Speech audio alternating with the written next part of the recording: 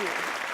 Every year, 700,000 people die from infections that are resistant to antibiotics. By 2050, that number will rise to 10 million. That means every 3 seconds, one patient will die from an infection that we can no longer treat. But our pipeline is running dry. In the last 30 years, there has not been a new class of antibiotics that has been developed. So we set out to look for an alternative. And we found bacteriophages. So what are bacteriophages? They are viruses that infect and kills bacteria. And each bacteriophage can only specifically target one bacterial host. So how do they work? Bacteriophages injects their DNA into the bacteria, uses it to replicate itself, and breaks free of it to infect more hosts.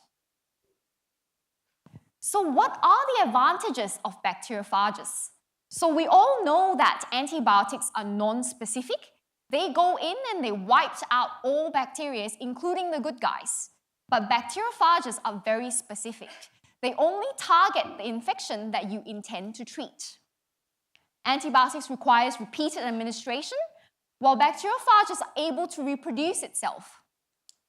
Antibiotics get sent to the rest of our body, but bacteriophages are able to replicate and enhances its effects at the target site where you want it to be. Antibiotics has multiple systemic side effects, while bacteriophages have few side effects.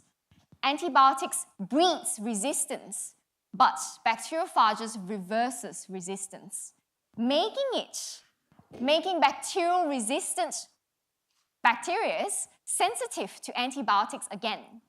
So why have we only heard about this now? So bacteriophages have been used extensively more than a century ago before the invention or discovery of antibiotics in the Eastern European countries. But due to the lack of safety and efficacy data, its clinical use in human beings are still limited, but we're about to change that. So last year, we've concluded our first in the world using bacteriophage therapy as a nasal flush to treat sinus infections that are not responding to surgery or antibiotics. And we're proud to announce that in our phase 1 trial, we've proven that bacteriophages are safe, they're tolerable, with really good preliminary efficacy results, which we're bringing on to our phase 2 trial next. And we hope that the nature's natural predator for bacteria could be our answer now for antibiotic resistance. Thank you.